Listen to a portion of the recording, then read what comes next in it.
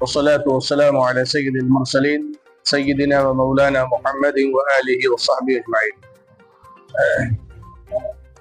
سب سے پہلے تو یہ کہ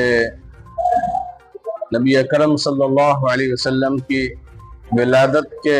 دن کے موقع پر تمام اہل بہرائچ و تمام عالم اسلام کو ہم مبارکباد و تہنیت پیش کرتے ہیں، کیونکہ اس سے بڑا اللہ کا کرم کوئی نہیں انسانوں پر۔ دوسرا یہ جمعہ کا دن ہے، جلوس بھی نکلنا ہے انشاءاللہ العزیز۔ تو درگاہ کے علاقے سے جو لوگ جلوس میں شریک ہوتے ہیں، جلوس نکالتے ہیں، ان سے ایک مؤدبانہ التماس گزارش ہے کہ فجر میں اٹھیں، سب لوگ فجر کی نماز ادا کریں اور جلوس کو جلدی نکالنا شروع کریں، کیونکہ جمعہ کا دن ہے اور مختلف مساجد میں مختلف وقتوں میں نماز جمعہ ہوتی ہے، لہذا جمعے کے دن کی وجہ سے بڑے احتیاط و اہتمام کے ساتھ اس کو نکالنے کی کوشش کریں۔ دوسرا یہ کہ جلوس میں جو لوگ شریک ہوں بالخصوص توجہ اس پہ دیں، جو لوگ جلوس میں شریک ہو رہے ہیں، جلوس کے اندر وہ درود پاک، نعت پاک پڑھتے ہوئے چلیں، راستہ چھوڑ کر چلیں، اپنے سائیڈ میں ہو کر چلیں۔ دیکھا یہ جاتا ہے کہ جو لوگ جلوس میں شریک ہوتے ہیں پورا راستہ بند کر دیتے، یہ شرعاً درست بھی نہیں ہے۔ اپنا سائیڈ ہو کر چلیے اور راستہ چھوڑ کر چلیے، کیونکہ جلوس ہے نبی اکرم صلی اللہ علیہ وسلم کی ولادت کی خوشی میں، اور آقا کریم صلی اللہ علیہ وسلم کو اللہ تعالیٰ نے رحمت للعالمین بنا کر بھیجا۔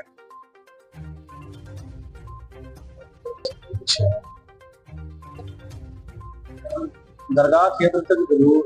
نکلتے ہیں، درگاہ کھیت میں 12 بجے سماعت شروع کرتی ہے، ایسے لوگوں کے لیے کیا پیغام؟ درگاہ شریف سے ہم لوگوں نے اس بار مشورے کے ساتھ یہ ارادہ کیا ہے کہ 7 اور 7:30 کے بیچ میں انشاءاللہ درگاہ کا جلوس یہاں سے نکلے گا انشاءاللہ العزیز، اور درگاہ چھیتر سے، درگاہ کے علاقوں سے جلوس نکلتے ہیں اور جو لوگ اس کی قیادت کرتے ہیں، علماء کرام یا ائمہ حضرات، میں ان سے نہایت ہی مؤدبانہ التماس کرتا ہوں کہ سب لوگ جلدی سے جلوس نکالنے کی کوشش کریں، 7، 7:30، بہت زیادہ ہوگا تو 8 بجے تک، کیونکہ نمازیں 12 تک شروع ہونے لگتی ہیں، اذانیں ہونے لگ جاتی ہیں 12:15 کے بعد میں، تو اس کا خیال رکھیں پورے طریقے سے۔ ڈی جے کو لے کر تمام بھرم بنے ہوئے ہیں، تمام کمیٹیوں نے ڈی جے پر روک لگانے کی بات کہی ہے، آپ کیا اس پر کہنا چاہتے ہیں؟ ڈی جے ایک ڈبہ، ایک مشین ہے، اصل اس میں ہونا چاہیے کہ نعت مصطفیٰ صلی اللہ علیہ وسلم پڑھی جائے، درود پاک پڑھا جائے، اللہ کا ذکر کیا جائے اور اس کی تسبیح اور پاکی بیان کی جائے، اس کی حمد بیان کی جائے، اس امر پر کہ اس رب کریم نے ہمیں اپنے محبوب صلی اللہ علیہ وسلم کی امت میں پیدا فرمایا اور ہمیں مومن بنایا، اور یہ ہمیں اس نے اپنے کرم سے ایمان ہمارے دلوں میں پیدا فرمایا۔ رہا ڈی جے اور گاجے بازو کا تعلق اسلام میں اس کی گنجائش نہیں ہے، کہیں اس کی اجازت بھی ہے تو شرائط و قیود کے ساتھ ہے۔ بہتر یہ ہے کہ آسانی کے ساتھ اور نہایت ہی خیر خواہی کے ساتھ جلوس لے کر چلیں، اور ڈی جے آج ہیں، کل بھی جلوس نکلتے تھے، ہر دور میں جلوس، اہل عرب جلوس نکالتے ہیں، ڈی جے کا کوئی تصور نہیں ہے۔ اگر کوئی ایسے لے کے چل بھی رہا ہے ڈی جے وغیرہ اس طریقے سے، اول تو اس کی اجازت شاید نہیں دی گئی ہے، اگر اس کی اجازت مل بھی گئی سرکار کے تھرو، تب بھی ہمیں اس پر نعت پڑھنا چاہیے اختصار کے ساتھ، اور حمد پاک پڑھنا چاہیے، اللہ کا ذکر کرنا چاہیے، اس میں اتنی زیادہ ساؤنڈ نہ ہو کہ محلے والے کو پریشانی ہو یا مریضوں کو پریشانی ہو یا کسی کو دقت ہو۔ بہرحال تو اصل یہ ہے کہ جلوس کے دوران جو شرکا ہیں جلوس میں، وہ درود پاک، نعت پاک اور ذکر اللہ کرتے ہوئے چلیں، اپنی سائیڈ ہو کر چلیں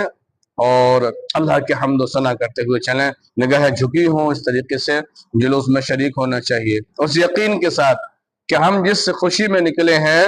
رب کریم نے اپنے محبوب صلی اللہ علیہ وسلم کو اس مہینے میں، اس تاریخ میں پیدا فرمایا، اس شکرانے کے طور پر ہم نکلے ہوئے ہیں۔ جی بسم اللہ الرحمن الرحیم۔ مجھے تعجب ہوتا ہے جب کوئی مسلمان یہ کہتا ہے کہ خوشی نہ منائی جائے، تو تعجب والی بات بھی ہے بھئی، جس کا کلمہ پڑھ کے ہم مسلمان ہوئے، اس نبی کے ولادت کے دن خوشی نہ منائے تو کیا غم منایا جائے؟ تو یہ سوال ہی غلط ان لوگوں کا ہوتا ہے، جس کا بھی ذہن میں یہ بات ہے خوشی نہ منائی جائے۔ اچھا، خوشی منانے کا مطلب کیا ہے؟ یہاں پر خوشی منانے کا مطلب معاذ اللہ ناچنا گانا نہیں ہے، کوئی خلاف اشارہ کام کرنا نہیں۔ خوشی منانے کا مطلب یہ ہے اس دن لوگ جمع ہوں، اللہ کا ذکر کریں، آقا علیہ السلام پر درود سلام پڑھیں، کھانا تقسیم ہو، حضور اکرم صلی اللہ علیہ وسلم کی جو اوصاف عظیمہ اور اخلاق کریمہ قرآن و سنت میں ہے وہ ذکر کیے جائیں۔ تو بڑا تعجب، بڑا افسوس ہوتا ہے جب مسلمان خود کو کہنے والا بندہ